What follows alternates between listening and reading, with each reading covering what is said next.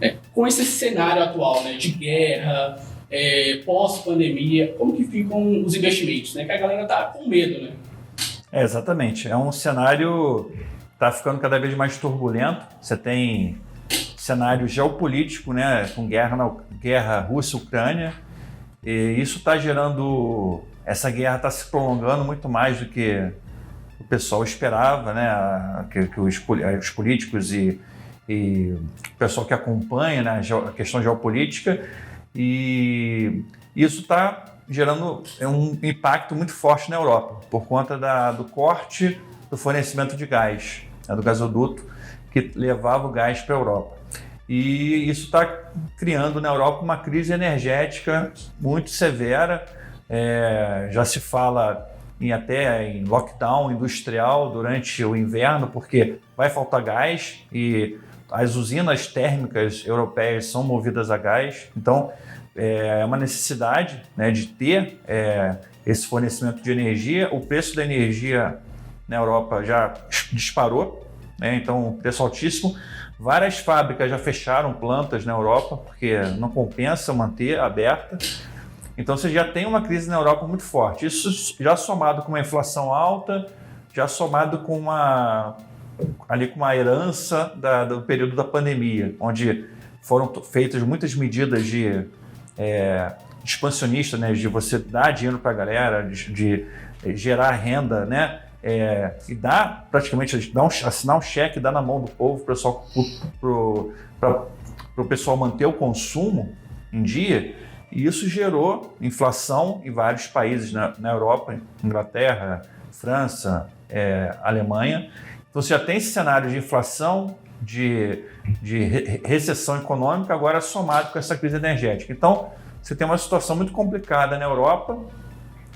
Você tem essa crise geopolítica que continua ali, você tem uma relação turbulenta entre Estados Unidos e China por causa de Taiwan. Então você tem vários fatores geopolíticos, e você tem também na economia americana uma situação muito complicada. Você tem a inflação chegando ao maior nível dos últimos 40 anos nos Estados Unidos, e o Fed agora, o Banco Central Americano, aumentando a taxa de juros, né, em sequência, e alguns especialistas estão falando que a taxa pode chegar a 4%, 4,5%.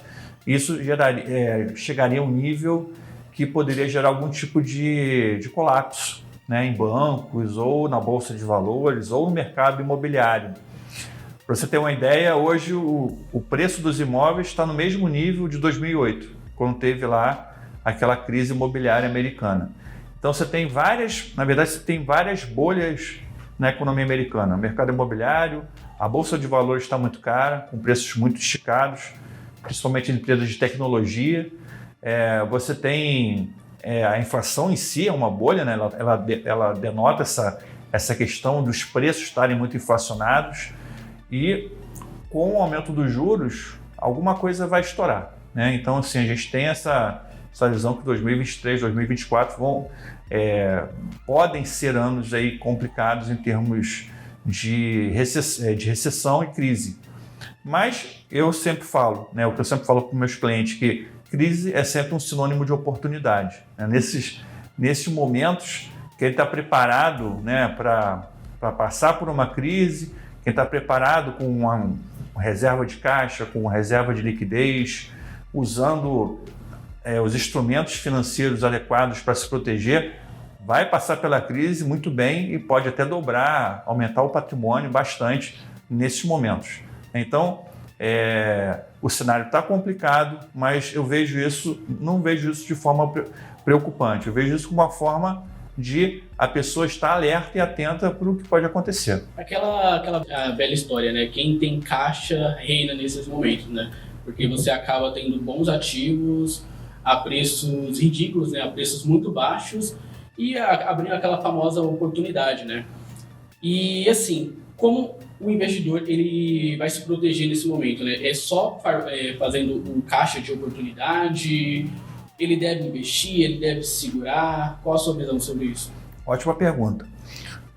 Eu sempre indico ao investidor manter o seu investimento mensal inalterado, né? Não tem quem está investindo por longo prazo, na verdade, você está acumulando ações, acumulando ativos por longo prazo. Então, a minha visão sempre mantenha o seu investimento, até porque a crise acontece, mas não tem como você prever.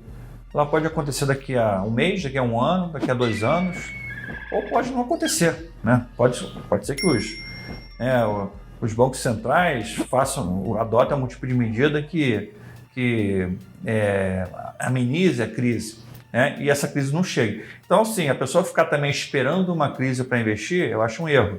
Então, você continua investindo, continua mantendo seus aportes inalterados, focando sempre em ações de qualidade, ativos de qualidade, que isso também minimiza o seu risco, né? Focando em ativos que estão com preço barato, porque quando você compra barato, você já está se protegendo, né? Vê aí quem comprou uma Magazine Luiza a R$25, né? Não aconteceu nada demais, não teve nenhuma crise, ela chegou a R$2,80. Então, assim, quando você compra barato, você já se protege. Uma frase que eu falo muito é a seguinte: se você não comprar caro, você já está fazendo metade do trabalho do investidor, né? Então, assim, evitar comprar caro, comprar qualidade, diversificar bem a carteira, também é importante, isso tudo ajuda. Mas isso tudo você apenas dilui o risco. O risco, como é que você aproveita o risco? Como é que você aproveita a volatilidade? É o que você falou, dinheiro em caixa, né? Você tem uma reserva de caixa, e eu uso também as opções como proteção em momentos onde eu vejo que tem um risco maior, né? Eu uso ali as opções como proteção de carteira, entendeu? Então, assim, essas 2 ferramentas são as ferramentas que, durante uma crise, elas vão dar muito caixa para o investidor.